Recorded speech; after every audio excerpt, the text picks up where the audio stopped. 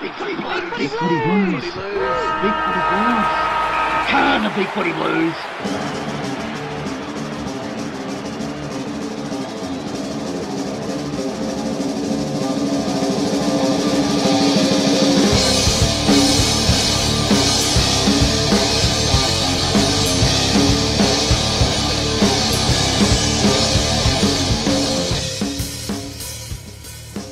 It's that time of the week again, folks. Yep, the time when a group of Carlton-loving internet somebodies get together to share exciting opinions, to laugh for no apparent reason, and to offend each other and anybody else that might be listening. And then we start the podcast and do it all over again.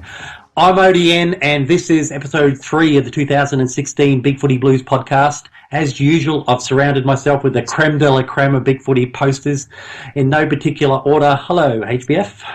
Hello, ODN. Hello, everyone. Hi there, Mebby. Hello, everybody. Greetings and salutations, ShanDog.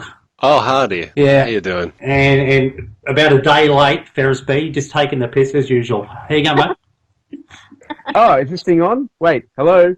Yeah, I'm good. Hello, everyone. Oh, we're good. So, folks, Thursday night at the MCG, Carlton 12-11-83 gallantly, courageously went down to Richmond 14-8-92. Goals for Carlton, Wright 3, Everett 2, singles to Lamb, Gibbs, Cruiser, Murphy, Cripps, Phillips and Walker, and named in the best for Carlton were Cripps, Murphy, Wright, Gibbs, Kerridge and Doherty. Actually, I was going to ask you guys how you saw the game, but I'm just going to stop for a second. There was I laid out a challenge last week. HBF, I did put you on the spot last week, mate, and you kind of let me down. Let us all down, really. This week, I'm going to give you the chance to atone. Yes. And my spies tell me that you have done your homework and you've got this. I do. HBF, do you have the stats for the player a lot of people have been talking about? The player that a certain someone on this podcast obsesses over. Do you have the stats for Dylan Huntley? I do. You motherfucker, that is so nasty. Get fucked. I've had enough of this stupid podcast. That's bullshit. You guys are only doing this. I admitted that he had an off game, and everybody has given me shit ever since the game ended, quoting me, tagging me in this about him and all that sort of bullshit. Fuck off. He was shit and he knows it, and so do I. That's pretty awkward. There was no setup. HBF, do you have the stats for Patrick Cripps? I'm so annoyed now.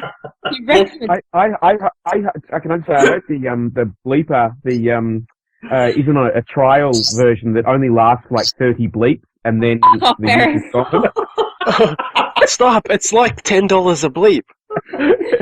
We're going to have to rattle some tins tonight because I've cracked it. Just like the Carlton of old. Let's give HBF a chance to talk about Patrick Cripps.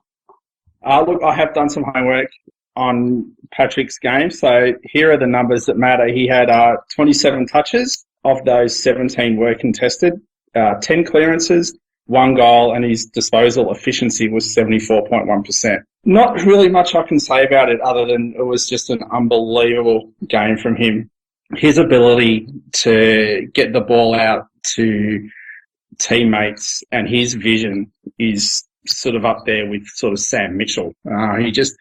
His peripheral vision really doesn't come along that often, and the way he finds teammates is really amazing. They did a bit of an analysis on Fox Footy during the game about whether he's in that elite category yet, and he's elite in most aspects, just not a couple. So they've got him in that very, very good category. I think he just needs to improve his disposal efficiency, which it looks like he is doing, and meters gained. So he needs to pick that up. But other than that, he's a lead in sort of every other category. So I'd let someone else talk about him if they like. But or talk about anything else they might want to talk about on the Patrick Cripps podcast. I mean, he was okay. Wasn't he compared to a Daredevil in that people suspect that he's actually blind. He's using some sort of a radar or something to find people out in the field because he's not actually looking at anybody when he passes to them. That's hilarious. I haven't seen that, but that's great. I will look. Obviously, it was an amazing game, and we're sort of, I think we're to an extent getting used to it as much as you can. A sort of high 20 possession, 10 clearances, a bunch of tackles as well. But look, I mean, me seeing a no look hand pass from Chris, I wouldn't go as far as saying look, it's run of the mill, but it's somewhat expected these days. It's just so it happens so easily. But what I thought was really impressive is that it seemed that all of our players this week knew where the rest of the team were, which I haven't seen in a long time. So either Bolton's a great choice. Everyone has just been hanging off Patrick Cripps all pre-season. It's very good to see. Following on from that, we've seen during the pre-season, snippets of what our game plan's going to look like when our full side's out there, and we've had some hope over it. Game plan-wise, ShanDog, did Thursday night exceed your expectations? Yeah, it did really. That quick handball movement, we saw a little bit of that in the NAB Cup, but I don't think it was anywhere near the proficiency that we did it with in round one. So that's one of the key things that I was really happy about and posted in that what have you learnt from round one thing was the game plan is incrementally being executed better with every game that we play. So that was really, really exciting. That end-to-end passage that we had that I'm sure everyone remembers, which ended with our boy Cripps kicking that goal was just fantastic. And that quick ball movement, taking a little bit of a risk, that's the old Carlton that we haven't seen for a long time. When we were flying under rats, it was great. Yeah, it's a little bit scary, isn't it? It was sort of on the halfback flank with Matthew Cruz who got the ball, and he had a first option and he didn't take, and he had a second option he didn't take, and he was sort of running back a little bit, and you start thinking he's going to get caught. This is what we do. I thought we were screwed. And he picked off the perfect running target to send us up the other end, and I just thought, wow, this is how long would you expect that to come together for a team that hadn't been doing that for the last 3 years?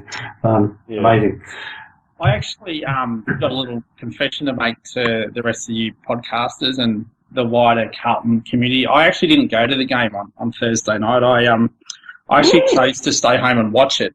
And this was part of the reason I really wanted to have a look at our game plan and how that, as Shan sort of said, that quick ball movement looked on TV. And just there's so much. You were full of it. You were never going to go. You sent me by myself. And no, it was not because you wanted to see the game plan on TV. But keep talking. Was it like the final of the Farmer Wants a Wife or something? Is that what? I must admit, I really did want to have a look at this up close because it's pretty rare that I actually watch a Carlton game on TV other than if it's not in Victoria. So yeah, I just wanted to have a look and see what we look like, and we looked really good. Had we taken a few of those chances, we might have actually got over the top of Richmond. So yeah, it was good. It was really good to see a modern game plan being executed pretty well. Yeah, that's the difference between now and what we were doing under Rats, I reckon, was the fact that all-out attack that we had was great, but and we're sort of seeing little glimpses of that, which is great, but we've also actually got a defensive setup now, which is the other thing. Very positive. Yeah, team defence back in the sort of around the 50-metre arc when we're going forward, we always have a couple of tall defenders stationed around the 50 arc and sort of hanging back from their man a bit, letting them run off 20, 30 metres here and there and stuff like that, just so they can, sort of read the play and take those intercept grabs. And I noticed Hawthorn do that.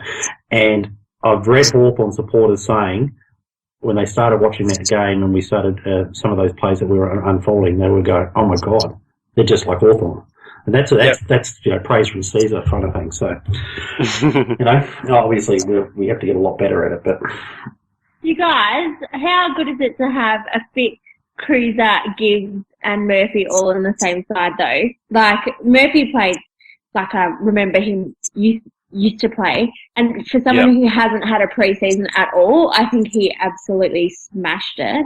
I think I gave him best on ground. Like, he's had injury after injury last year, and to come out having played no NAB minutes and then do that, and then in partnership with Gibbs. I know Gibbs made a few clangers, but the way he's playing, you kind of expect that he will make a few because he's trying to scoop the ball out. But it's just nice to see bloody Cruiser out there as well, and he kicked a goal. God love him.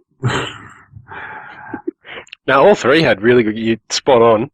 They were all very classy. I think I did the same thing. I think I gave Murph best on ground and Cripps behind that.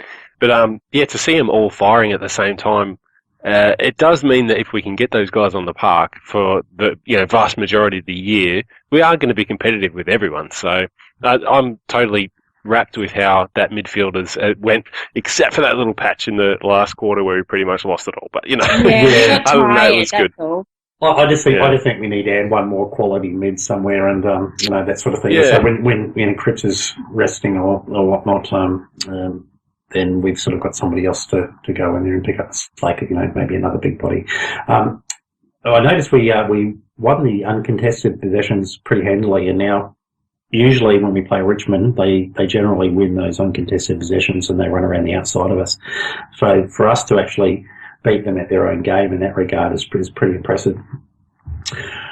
There was another name that copped a lot of attention during the match, and mainly because it's just not done. You don't see key position players come into a team in their first game and show such poise of a 80-game player, and barely make a mistake.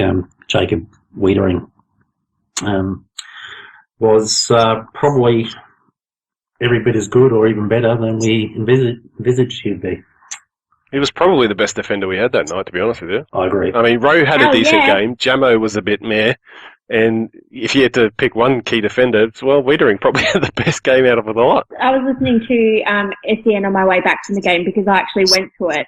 And they were saying that with Wiedering, it was kind of like he could have swapped jumpers with Jamo and you wouldn't have blinked an eye. Like he's that composed, and he looks like someone who's been out there for a hell of a lot longer than just that game. And he's kind of like the opposite to Casbolt for me. When Wiedering's got the ball, I'm totally relaxed. I'm like, oh, he's going to do something good with this. So I like him. More, please. And he's already talking smack to opposition forwards.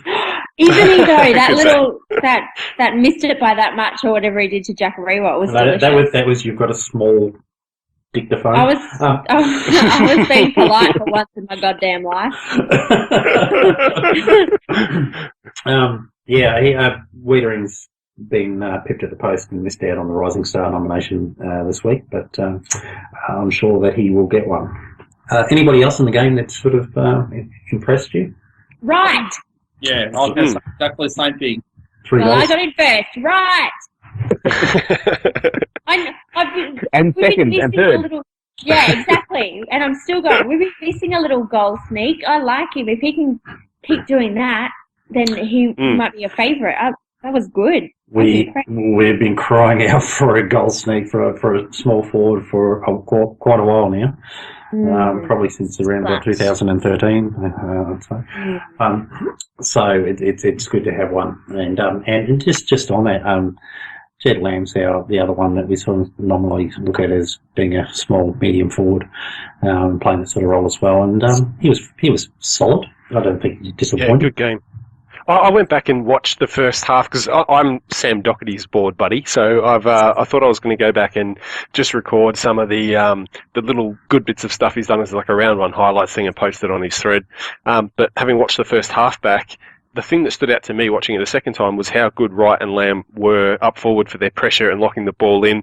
They were involved in a lot of little chains where I hadn't actually realised it watching the game the first time, where they had just a little pivotal handball here or tackle there that really changed what was going on. So I think their influence was probably a little bit underrated by people, because there was a few on the board I think who were a bit sort of, did Lamb really do anything? Yeah, Wright was good, but yeah. And I think they were a bit underrated, both of them. Well, certainly Lamb, anyway. One thing I noticed was the defensive pressure, the forward defensive pressure. I can think of 2 or 3 times where Richmond had a kick in from, Casbolt, behind, and the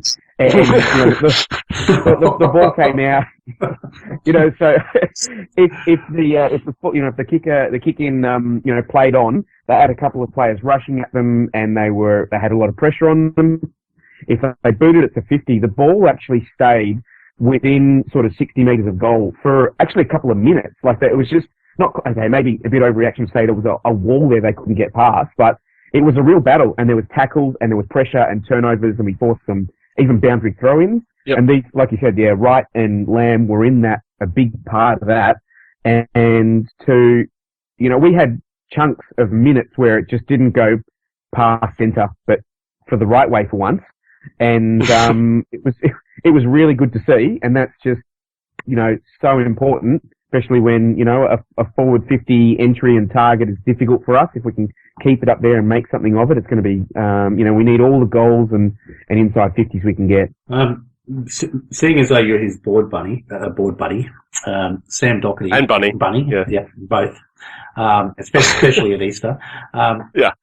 Sam Doherty, 29 possessions, that's something. He's getting up there as far as accumulating, and he's not just being that sweeper back there in defence, so he can trust some of the other defenders and come forward a bit. And we've always looked at him as being somebody who could maybe move up into the congestion a little bit now and again and insert himself into the midfield, and he seems to be doing that. And even his contested possessions has sort of got a little bit higher. Usually only gets a few of those and does a lot of sort of linking up, but and his disposal as well. I mean, he's looked at his game, and I always look at him as being a Hodge type, and I don't know, he just seems to be heading in that direction really rapidly for me.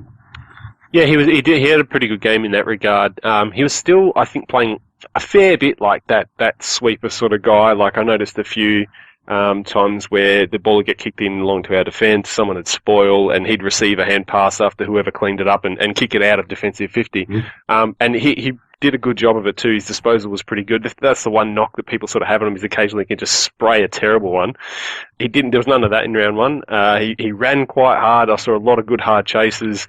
He didn't stand out. I was actually surprised at how many disposals he had, because he didn't really stand out to me watching the game, but it was still a pretty solid game. So good start for round one from him. I saw him at one stage tear into a pack and sort of just force the ball out with gritted teeth, and I was just pretty impressed with that sort of side of it, because I hadn't seen it too much. When you're talking about the disposal efficiency, 18 of our players had 70% disposal efficiency or higher. I don't think I've seen that before. I think Wiedering was somewhere around 94, 95%. Yes. I think, to me, that's probably just one bad kick or one bad disposal, I should say. So, amazing. He just you watch him kick the footy, and he's just so assured, and he just has so composure when he kicks the thing or handballs it. I think, just based on what we've seen already, definitely think that Silvani and his team have made their right choice in taking that one bad disposal, which didn't even count as a clanger, I believe, was the one where he evaded two Richmond players, just waltzed between them and kicked the ball inside 50, and it sort of bounced at the foot of the leading Richmond and Carlton players together. So it didn't really go to us, but it didn't really cost us, and it wasn't classed as a clanger. So, but I just thought I wanted to mention the evasion skills. Yeah, I watched that GIF like 100 times over that someone made, or is it a GIF? Is it a GIF or a GIF? It doesn't matter. It's a GIF. Oh, It's not cleaning brain. I'm going to bleep that. Wow. Okay. Andrew Phillips looks like a really able partner for Matthew Cruiser. He's sort of not letting us down at all in the middle, and he's worked up some pretty good combinations with our midfielders as well. So, probably the better tap ruckman, really. Well, just sort of whilst we're talking about Phillips, and we've mentioned Lamb as well, I think if you have a look at a bit of a long-term sort of look at this, I think most of us thought sort of Phillips and Lamb were sort of, I won't say steak knives, but I think they were the couple of the extra players that we picked up when we managed to secure sort of Plowman and Sumner, who were sort of bit higher rated than those two. So, if we're getting this much out of Lamb and Phillips, once Plowman and Sumner are fit and up and going, I think we might have done very well out of that trade last year to get those boys at Carlton. So I think we've got a lot to look forward to. Yeah, absolutely. I think we're going to move on from that game. And actually, just before we go into any other segment, did somebody else have something to say about the match? Something you had to get out? No, I thought I had Sammy Rowe was good. Sammy, I'm sorry. Who was it? Ray! Thank you. By my count, for the first 3 or 4 times he touched the ball, there was some serious fluffs in there, and I think he even got a Bronx cheer, but after that he sort of found his feet. But it was a pretty ordinary start for me and a decent finish for him at least. Yeah, he wasn't too bad. He did start off a bit, but then there was a couple of massive spoils, a couple of really good marks. So I'm glad that he wasn't, it wasn't a stunning game or anything like that, but I'm glad he's turned it around because it was an absolute shit fight in the NAB. So that's good. Yeah. All right. Look, just with a view to future games in the VFL, the Northern Blues had a 10-goal win over Richmond in a VFL practice match. 3 goals each to Jones, Gorringe, and Jack Silvani, and 2 to Jack.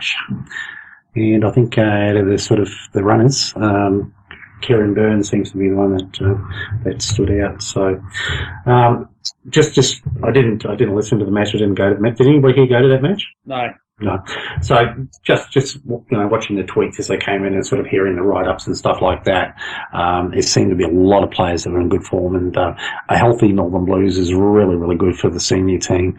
And suddenly it looks like we've got a bit of depth, especially seeing those talls kicking goals and apparently having reasonably good games. So we've maybe got some options if we do need to add another tall forward. Dylan Yes. Viojo. You're right. Jojo Jamoe.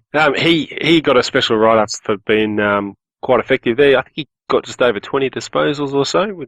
That's good. I'd like to see him kick on because he's been very up and down, I think. Well, him and Cunningham sitting in the reserves at the moment, sitting in the VFL at the moment, is really good because, we expect that they're...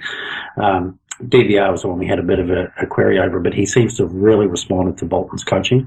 Yeah, just off reports that I saw, at least one person said that Clem Smith was very, very good. Yep. And, it sounds like we had, winners all over the park, which, it comes through when you have a 10-goal win in a practice match. But, one thing that stood out for me, not just player specific, is that it looked like, someone wrote that the Magoo's game plan looked the same as, what we saw, the seniors against the Tigers. So, I know. Come on, some symmetry. Who would have thought that's a good idea? Jeez. I'm used to our senior coaches, sending our BFL coaches to the other side of, yeah.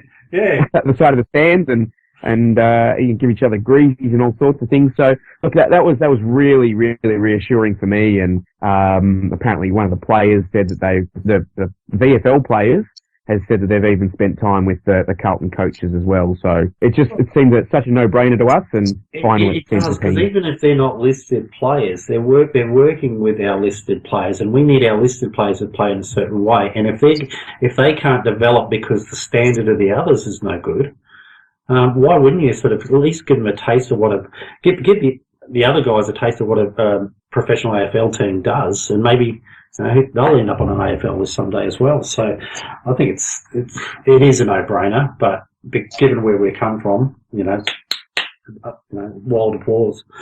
Finally. Is it worth discussing how good Lambert looked for Richmond, by the way? Really? I don't know who he is. Okay, all right. He's dead to us. All right, fuck you, Lambert. Good. Let's go. Haha, you thought too. Not the only one with the party. I thought it was about time I get on it. It's okay, Meb. We kind of like a buy 99, get the 100th free loyalty card. So Kieran Sheehan has copped another injury. He'll be out for a few weeks. And which is a particular concern given he was out for the whole of last year.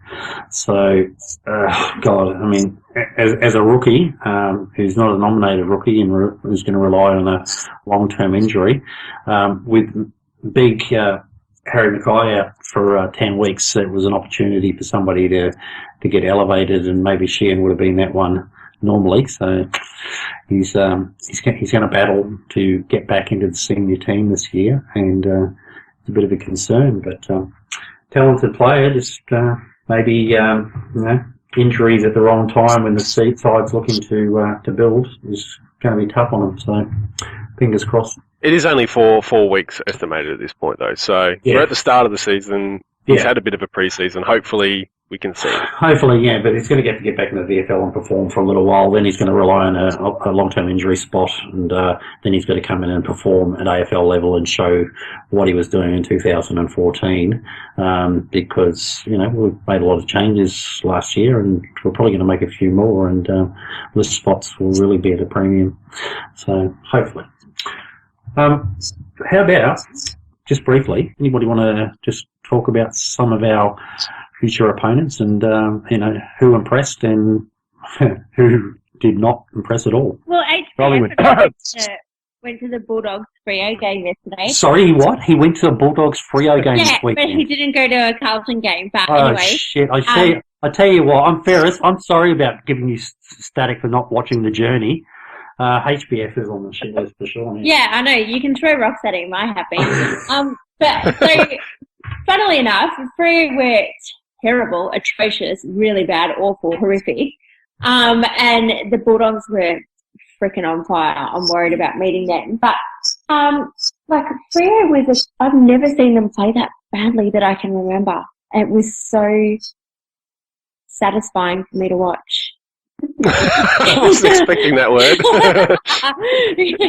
But, yeah, so I think there's a few, kind of powerhouse clubs that were shown this weekend. There were some cracker barrel games, and there were also some really embarrassing results.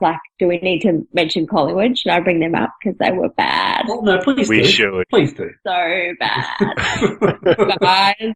I think because I was at the rugby and I was getting score updates sent to me, and at one stage it was 70-14, and I laughed and I laughed and I laughed. Well, in fairness, there's only 22 players on a side on a given day, and 11 of those players were a bit upset that somebody had found their stash. So coming down on that makes it hard to play when you're coming down. You guys have a bit of respect. And were the Essendon retreads as bad as everybody expected? Oh yes, they were pretty bad. I thought probably half to 3/4 of that game, and they were ordinary. And I think not that I have any sympathy for Essendon supporters at all, but Gold Coast never really clicked yesterday. They did for a little bit in the second quarter, but other than that, it was a bit of a dour struggle. So, and to lose by 10 goals, they're going to have a very long year, those guys. But we don't care about them, so it doesn't matter. In terms of recent former Blues, anybody? I'm not going to count. Can't count Kennedy because that was too long ago and he was barely there. But can't count Menzel because he's on the bench. Oh, well, they're all are. Yaron's not playing. Yaron. Yeah. Henderson kicked a goal today. Good on you, Hendo, but you did nothing else.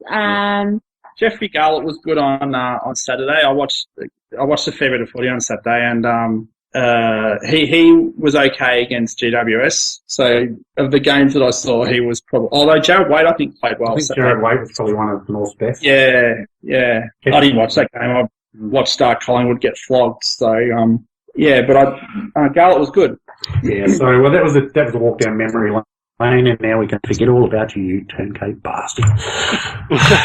I think for Brizzy though, I didn't watch the whole match, but I'm pretty sure I saw Bell was doing quite well. I'm just having a look at the stats now. Belly got actually most disposals for Brisbane. We can talk about Bell. We like Bell. Yeah. So good man. He's probably.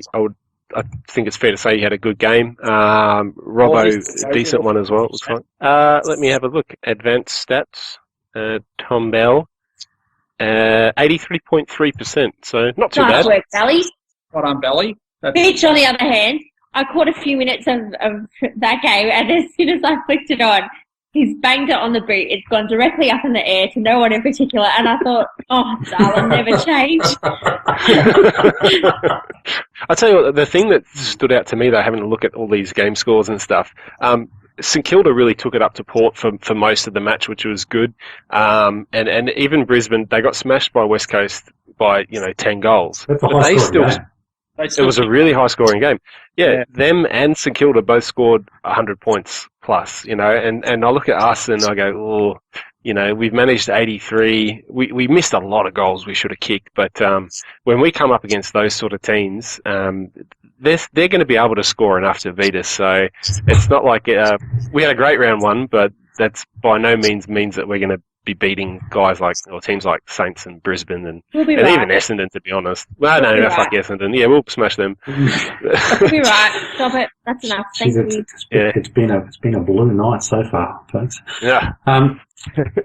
So round 2 for Carlton is on Sunday, 4:40 p.m. at Etihad Stadium, where the Mighty Blues take on the Sydney Swans, who really put the Pies to the sword to the tune of 80 points. I mean, do we talk about where we can win this, or we talk about where we can hold them, or we talk about just we're going to do better than the Pies did? I think what we need to look at with Sydney is as bad as Collingwood were, Sydney were very good. So we are going to have to produce some sort of effort on Sunday afternoon to sort of even stay close to them.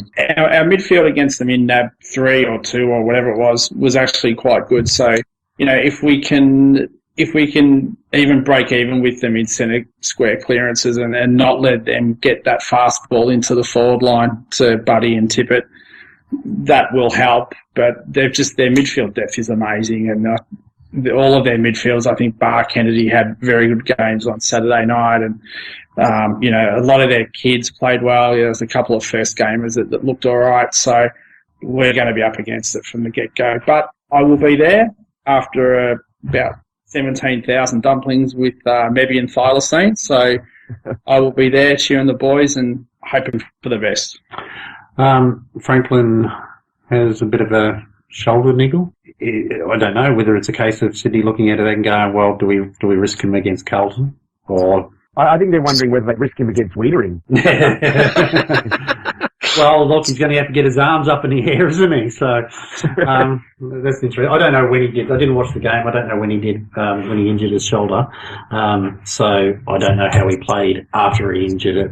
Just, actually, it says, so it bothered him at various stages after quarter time. So he did in the first quarter as just more of a collision injury. And he came off, and it looked like to me it was either a stinger or an AC joint. And he came back on and couldn't quite get his arm up above his head, his hand up above his head. But once the sort of game kept going, and maybe it loosened up a bit, he seemed to be fine. And I caught an interview with Josh Kennedy this morning, and he said he should be fine.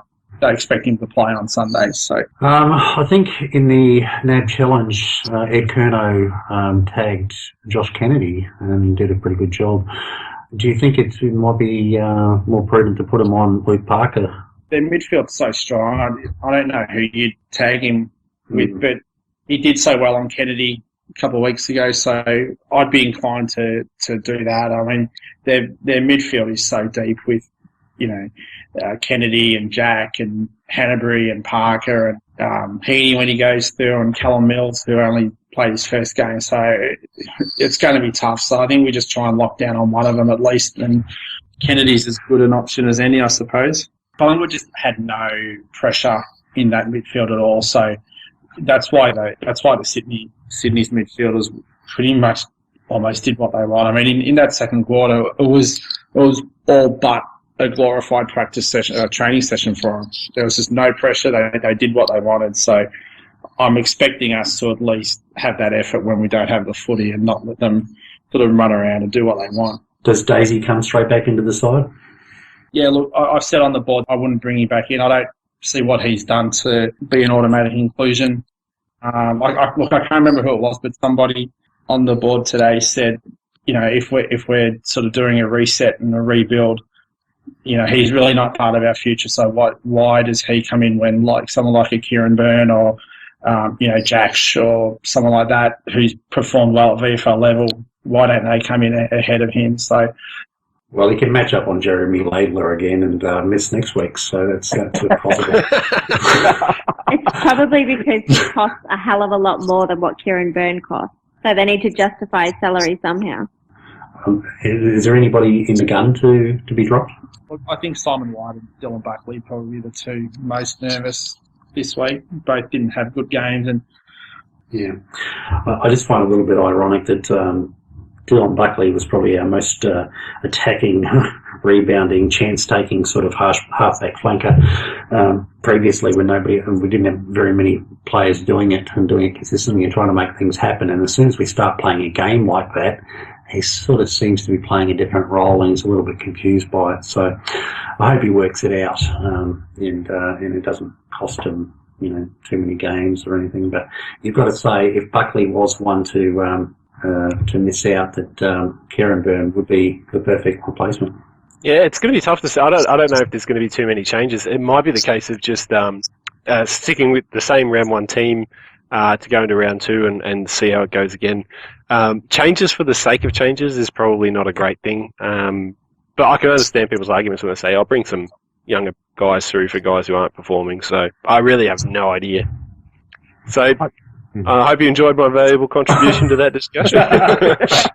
It was no less valuable than usual. Oh, thanks, buddy. I choose to take that as a compliment. I'm just looking at. I had this concern about having to add another tall forward, whoever we choose. I was hoping Christian Jacks will come in and play forward or something like that. For me, Sydney's midfield was spoken about, obviously extremely strong. They've got plenty of options up forward, and their midfielders are kicking goals and multiple goals. Not saying their defence is terrible, but if I had to pick a third of the ground where they're weakest, it's the defence, and I just don't think we have the cattle to take advantage of that. Whether we're going tall or small, mobile forward line, I think that's how you would beat Sydney, and unfortunately at this stage, I don't think we've got the forward line to do that. And just quickly, realistically, who's going to play on, buddy? Jamo. Or Jamo with stay at home with Wiedering following him up the ground, or just generally just keep Wiedering back as that sweeper role, and take him once he starts running back into 50 deep. Yeah. I mean, and then I guess that leaves Rowe and Tippett as a fairly straightforward matchup. I mean, Tippett spent a lot of time in the virtually sole ruck or with a bit of backup from Sinclair, but obviously up forward, that's a pretty straightforward matchup. Yeah. Tips and margins, folks. Who did I ask for first last time? Let's go Mebby first. I don't like it against Carlton, so go football. Football by how much? I don't know. Move on, thanks. Ferris. Sydney by 34. ShanDog. I'm going to go Sydney by 2 points. And HBF. Sydney by 28 points. I'm thinking it is at Etihad. We did play them their midfield game fairly well. They obviously a few players, but we did play them fairly well in the NAB Challenge. And I do think we're improving, and I do think we'll continue to improve. But I'll probably go the team that is least likely to be wearing navy blue on the day by about 17 points. Go Blues, yay! That was inspiring. I'm motivated now. Super sad. Run through brick walls. Sydney. Was it Happy Dude that used to come out with the over the top calls? Could we just bring him in even just for the final tip, just to have someone tipping Carlton by 15 goals? No, because he tipped the opposition by 10 goals, thinking Carlton will win, and then the opposition started winning by more than 10 goals. Yeah. All right. It was a disaster, Ferris. Thanks for reminding us. Can we get Unhappy Dude or something? I don't know. I'm throw me a bone here. I'm trying. Everyone tells me I'm trying. Anyway. You're very trying, Ferris. Yeah. He was waiting for that. All right, folks, we're going to leave it there because it will regress into farce, as it usually does with these people. Hey, you're the host. You lead the farce. I resemble that remark. Thank you very much. I'm one of the people. I'm a man of the people. Don't worry. Good night, HBF. Good night, everybody. Good night, Ferris. Ciao. Good night, ShanDog. Good night. And last and definitely not least, Catch you next week, maybe. Bye, guys. See ya. See y'all. Go the Blue Baggers.